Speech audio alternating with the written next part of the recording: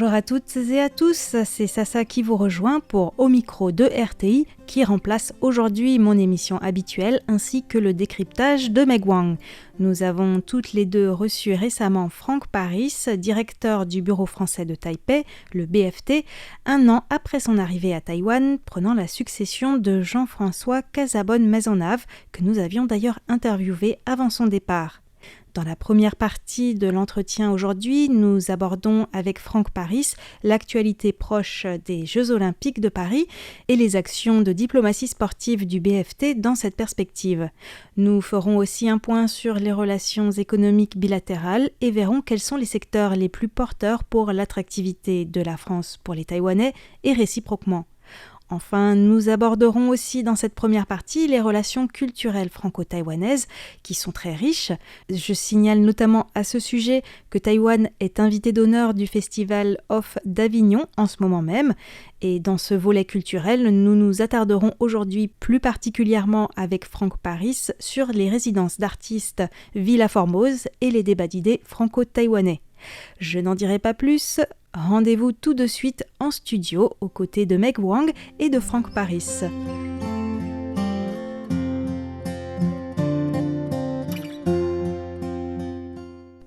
Alors, bonjour Monsieur Franck Paris et bienvenue dans le studio de Radio Taïwan International pour cette émission Au micro de RTI qui est animée par Meg Wang et moi-même. Bonjour et merci beaucoup pour cette invitation. Alors, ça fait presque un an que vous êtes arrivé à Taipei en tant que directeur du bureau français de Taipei. Donc pour nous c'est un plaisir de vous avoir ici en studio pour peut-être passer en revue quelles ont été les premières avancées pendant cette année où vous êtes maintenant à Taïwan et bien sûr parler des sujets d'actualité tels que les Jeux Olympiques puisque ça va venir très bientôt. Bien sûr. Et je pense qu'on peut peut-être commencer par ça. Les JO, oui. Parce que nous avons constaté que cela fait un peu de temps que vous menez toute une série d'activités. C'est un genre de diplomatie sportive avec la mascotte Frisch un peu partout. C'est à la Tour Taipei 101, c'est à Kaohsiung dans le Festival de la vie française. Est-ce que vous pouvez nous parler de cette préparation, toutes ces actions que vous menez en fait ? Oui, très volontiers, d'autant que nous sommes effectivement maintenant à quelques semaines du démarrage des Jeux Olympiques. À Paris, en ce moment, on est en pleine répétition des cérémonies d'ouverture, qui vont être une cérémonie qui va montrer la scène au monde entier. Ici, à Taïwan, effectivement, le symbole des Jeux Olympiques, les friges, ces chapeaux qui ont été l'image de la Révolution française, ont fait un beau voyage, puisqu'elles ont voyagé dans tout Taïwan, à Kaohsiung, à Taipei, mais aussi dans d'autres villes. On les a amenées partout. Elles ont aussi fait de l'exercice, puisqu'elles sont montées en haut de la tour 101. Pourquoi on a fait ça ? Parce que les Jeux Olympiques, c'est pas seulement une compétition sportive.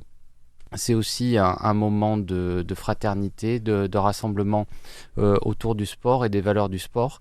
C'est ce qu'on a voulu ici créer à Taïwan, avec des événements pas seulement pour parler du sport de haut niveau, mais pour parler aussi de ce qui peut se passer autour du sport. Donc c'est pour ça qu'on a fait quelques événements avec nos alumni, avec ce qu'on appelle l'équipe France aussi, c'est-à-dire pas seulement le bureau, mais la chambre de commerce, les entreprises françaises. Et on a essayé de créer du lien entre Français, Taïwanais, Européens, pour amener cet esprit des Jeux Olympiques ici à Taïwan. Vous étiez aussi dans le centre d'entraînement national en fait, des athlètes taïwanais. Oui, j'ai eu la chance d'être accueilli au NSTC, c'est-à-dire le centre d'entraînement des athlètes taïwanais qui se préparent dur pour les épreuves des JO à Paris. J'ai été très bien accueilli. Des athlètes qui vont participer aux Jeux Olympiques, mais aussi aux Jeux Paralympiques. Parce que ce qu'on essaie de faire aussi au niveau du bureau français, c'est mettre en valeur la contribution que Taïwan va apporter à ces Jeux Olympiques et Paralympiques. Taïwan va envoyer des grands sportifs à Paris, dans toutes les catégories. Et Taïwan va aussi amener sa culture à Paris. Et hier, j'étais dans une manifestation importante aux côtés de la vice-présidente et du ministre de la Culture pour rencontrer les artistes taïwanais qui vont être à Paris pendant la période des Jeux Olympiques, qui vont se produire à ce qu'on appelle le pavillon taïwanais qui sera à Paris, à l'espace La Villette. Et j'invite vraiment tous les Français et tous les visiteurs qui seront à Paris pendant cette période à aller visiter ce pavillon, parce que ça sera l'occasion de montrer que Taïwan est là, dans la grande famille olympique, et montre sa culture au monde entier pendant cette période. C'est vraiment très vaste en fait, donc pas que le sport, aussi la culture. On va parler du volet culturel un peu plus tard, mais je sais que parmi les sujets que vous suivez de très près au Bureau français sont les sujets économiques. Donc sur le volet économique, est-ce que vous pouvez nous décrire, en résumé bien sûr, le niveau des relations économiques entre la France et Taïwan, et nous parler des atouts de la France pour les éventuels investisseurs taïwanais? On pense bien sûr à Prologium qui a investi à Dunkerque pour une future usine de batterie, mais peut-être qu'il y a d'autres domaines qui intéresseraient les Taïwanais pour investir en France. Bien sûr, et c'est effectivement une des priorités de mon action ici, puisque la situation que j'ai trouvée en arrivant, c'est une relation franco-taïwanaise qui est très forte sur le plan culturel, grâce à l'action des équipes qui se sont succédées ici, mais qui, sur le plan économique, est sans doute encore en deçà des possibilités. Alors, on a eu une très bonne nouvelle, comme vous l'avez rappelé, c'est-à-dire l'année dernière un investissement taïwanais sans précédent en France, avec l'usine Prologium qui va ouvrir pour construire une nouvelle génération de batteries électriques dans le nord de la France. Et évidemment, ce qu'on souhaite, c'est que cette bonne nouvelle serve de précédent, incite davantage les investisseurs taïwanais à venir en France. Et ça suppose de faire un peu évoluer l'image de la France ici. Et je me rends compte à quel point ce qui se passe en France, le dynamisme économique en France, l'attractivité de la France n'est peut-être pas suffisamment perçue par l'écosystème économique taïwanais. Et dans l'autre sens, il y a aussi un déficit de connaissances en France au sujet des potentialités de Taïwan. Et la perception en France de Taïwan reste une perception qui est très marquée par le risque géopolitique, et elle a tendance un peu à éclipser les possibilités de partenariat économique. Donc c'est un des axes prioritaires de notre action au niveau du bureau français, c'est-à-dire d'attirer davantage d'investisseurs français et d'entreprises françaises ici à Taïwan. On a quelques signaux favorables, mais on essaie maintenant de travailler là-dessus pour amplifier ce mouvement. Et je crois que récemment ont eu lieu les salons Innovex et Computex à Taïwan, et qu'il y avait une présence française. Est-ce que vous pouvez nous en parler? Est-ce que ça a débouché sur des projets ou des coopérations futures? Alors, effectivement, on avait un pavillon français au salon Computex avec une dizaine d'entreprises françaises qui étaient là, qui ont établi des connexions.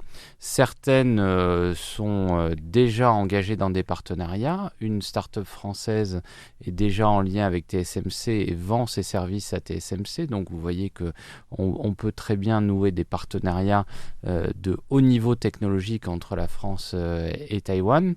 Et ce que nous allons faire dans les mois à venir, c'est continuer cette dynamique-là. Nous avons début septembre un des plus grands salons au monde des semi-conducteurs, qui est le salon Semicon, qui se tient à Taipei. Et pour la première fois depuis quelques années maintenant, nous aurons également un pavillon français. En octobre, nous avons aussi un salon qui est dédié à l'énergie. Et là aussi, nous aurons un salon français. Et à chaque fois, nous aurons des délégations d'entreprises françaises, des startups, mais aussi des PME, des entreprises de taille moyenne, qui vont venir ici, certaines pour la première fois à Taïwan. Et notre rôle au bureau français, ça va être de les accompagner, de les mettre en relation avec, entre guillemets, les bonnes personnes, et surtout de les aider à s'implanter progressivement à Taïwan. On ne le fait pas seul, on le fait en lien avec la Chambre de commerce, qui est ici très active ici pour soutenir l'implantation française à Taïwan. Et nous espérons que ce flux nouveau d'entreprises françaises qui viennent ici à Taïwan et qui s'intéressent à Taïwan, ça va créer derrière de nouveaux partenariats et de nouveaux investissements. Donc c'est notamment le secteur des semi-conducteurs, des énergies vertes, des intelligences artificielles en fait. C'est effectivement la priorité. Parce qu'il se passe aujourd'hui à Taïwan quelque chose d'absolument exceptionnel, c'est-à-dire sans doute quelque chose qui peut être qualifié d'une révolution industrielle, parce que Taïwan est l'endroit où l'intelligence artificielle va rentrer dans l'économie. On parle beaucoup de l'intelligence artificielle comme un objet de recherche, comme un objet qui va modifier nos modes de vie, mais on est à un moment où l'intelligence artificielle va surtout rentrer dans la production économique. Et l'endroit où ça se fait, c'est à Taïwan, et notamment à travers les semi-conducteurs, puisqu'on voit déjà arriver les premières puces qui intègrent l'intelligence artificielle. Donc, moi, ce que je dis aux entreprises françaises quand je me rends à Paris, c'est de leur dire « Ne ratez pas ce train-là, et venez prendre ce train à Taïwan ». Donc, c'est pour ça que c'est important de venir à Taïwan maintenant, pour être dans cette révolution. Alors bien sûr, Taïwan ne se réduit pas aux semi-conducteurs et il y a beaucoup d'autres domaines dans lesquels on peut faire des choses avec Taïwan. Vous l'avez cité, les énergies renouvelables, c'est aussi un grand défi dans l'île et les entreprises françaises peuvent apporter des solutions. On a aussi d'autres domaines plus traditionnels, je pense à la consommation, la mode, où la France est déjà très présente et a intérêt à garder ses positions. Et sur le volet culturel, en fait, et on a vu que vous avez commencé à développer depuis l'année dernière peut-être le concept de Villa Formose qui s'étend sur plusieurs sites. J'ai vu que vous êtes allé au Pescador maintenant, en fait. Oui. Et est-ce que vous pouvez nous parler un peu plus de ces coopérations culturelles, de ces échanges ? Alors, ce système de résidence, effectivement, il s'étend géographiquement, puisque c'est une logique de volontariat, c'est-à-dire que notre service culturel se déplace dans Taïwan, va à Taichung, aux îles Pescador, à Pangu, à Kinmen, à Kaohsiung, pour proposer ce concept de résidence, c'est-à-dire d'accueillir des artistes français, des créateurs françaises et français qui viennent faire un projet ici à Taïwan, souvent en lien avec des homologues taïwanais. Et effectivement, nous, on espère, au travers de cela, augmenter les liens, mais surtout faire réaliser à nos artistes que ici, ils ont un public, qu'ils ont des partenaires. Et on voit ce qui se passe au niveau par exemple, du Salon du Livre de Taipei. Quand des auteurs français viennent ici, ils sont surpris par l'engouement autour de leurs livres. Et ils ne sont pas suffisamment conscients, peut-être, des connexions culturelles qui existent et de la popularité de la culture française ici. Donc, ça crée une complicité qui, dans la durée, peut créer des nouveaux liens. Et il y a des projets futurs dans ce cadre ? Effectivement, on espère qu'il y aura encore d'autres résidences qui vont ouvrir. Dès février prochain, on aura d'autres auteurs et créateurs qui vont venir pour le Salon du Livre de Taipei et qui vont rester quelques semaines pour prolonger des coopérations. On en a, ce qui est bon signe aussi, certains qui sont déjà venus et qui veulent revenir. Donc ça prouve bien que souvent, quand on vient à Taïwan, on a envie d'y revenir. Alors, toujours sur le volet culturel, donc vous avez parlé tout à l'heure de l'intelligence artificielle sur un plan économique, mais en fait, dans la partie culturelle, le Bureau français est aussi très actif dans le domaine du débat d'idées, et cette année, je crois que l'intelligence artificielle, c'est l'un des principaux thèmes des débats d'idées franco-taïwanais. Donc, il y a eu récemment la semaine de la philosophie, et je crois qu'en novembre prochain, vous prévoyez un tribunal des générations futures sur le thème de l'intelligence artificielle et de la démocratie. Donc, est-ce que vous pouvez un peu nous parler de ce débat d'idées ? Qu'est-ce que ça apporte, en fait, de faire échanger des chercheurs français et taïwanais sur ce thème ? Alors, le débat d'idées, c'est un concept qui a déjà une histoire ici à Taïwan. Ça fait plusieurs années qu'il se tient chaque année en novembre. Et avant cela, des étapes intermédiaires, ce qui fait qu'on discute, on réfléchit ensemble pendant toute une année. Et cette année, effectivement, on a choisi le thème de l'intelligence artificielle. Pourquoi ? Parce que la France et Taïwan ont en commun de réfléchir sur l'intelligence artificielle avec un souci particulier, que l'intelligence artificielle soit au service de la démocratie. Et ça, c'est un angle que tout le monde n'adopte pas. Et c'est pour ça qu'on a voulu mettre cette question au cœur de la prochaine édition du débat d'idées, qu'on a commencé à faire travailler ensemble des intellectuels français et taïwanais sur cette question, qui est, au fond, comment est-ce que l'intelligence artificielle peut aider à consolider nos modèles démocratiques et ne pas aller vers les cauchemars autoritaires ou dystopiques qui peuvent se profiler avec l'intelligence artificielle. Et donc nous aurons en novembre, effectivement, l'aboutissement de ces dialogues avec une édition qui se tiendra à Taichung, avec le soutien des autorités locales. On est très heureux de le faire à Taichung parce que c'est une ville qui a beaucoup de rayonnement sur le plan culturel, et on est content aussi de faire des choses en dehors de Taipei. Donc sur le modèle des années précédentes, nous allons impliquer effectivement des intellectuels, mais nous allons aussi impliquer des étudiants, des lycéens, pour participer à ce débat et participer également en votant, ce qui s'est passé l'année dernière. Et cette année, on va reproduire cette formule où les participants dans la salle vont voter pour répondre à la question qui sera posée. Donc on va au bout du concept, c'est-à-dire que ce n'est pas seulement pour venir écouter des personnes, mais c'est aussi pour participer à un débat et au final exprimer sa voix.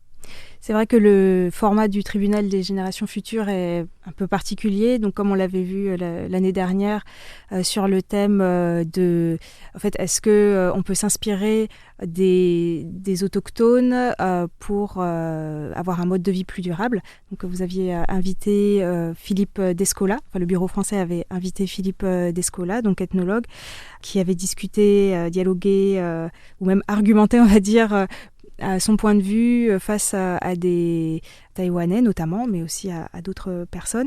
Et donc les étudiants étaient en quelque sorte le jury de ce tribunal avec un vote à la fin. Et donc les étudiants pouvaient aussi expliquer pourquoi ils avaient voté d'une certaine manière. Donc c'est un format très, très intéressant, très innovant.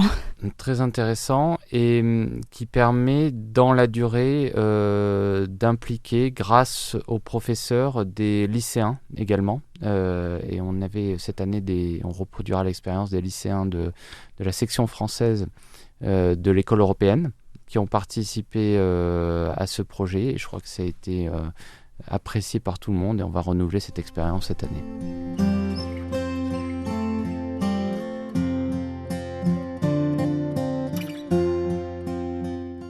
Nous arrivons déjà à la fin de cette première partie de l'interview de Franck Paris. Avant de vous donner rendez-vous mercredi prochain pour la suite, je me permets d'apporter en complément quelques chiffres sur les relations économiques entre la France et Taïwan. Et je voulais tout d'abord signaler qu'au mois de mars dernier s'est tenu le premier dialogue économique et commercial franco-taïwanais de haut niveau à Paris, en présence de la ministre taïwanaise de l'économie de l'époque, Wang Meihua. À cette occasion, de nombreux sujets ont été abordés, allant de l'aérospatiale aux véhicules électriques en passant par l'intelligence artificielle et les énergies renouvelables. Et selon un communiqué du ministère taïwanais de l'économie, le volume des échanges bilatéraux, qui est en augmentation, a atteint l'an dernier près de 5,7 milliards d'euros. Les investissements français à Taïwan se sont élevés à environ 213 millions d'euros et les investissements taïwanais en France à près de 666 millions d'euros l'an dernier. La semaine prochaine, nous allons notamment évoquer avec Franck Paris la coopération scientifique France-Taïwan et les échanges universitaires ainsi que d'autres sujets. Je vous souhaite en attendant une bonne continuation et vous dis à mercredi prochain.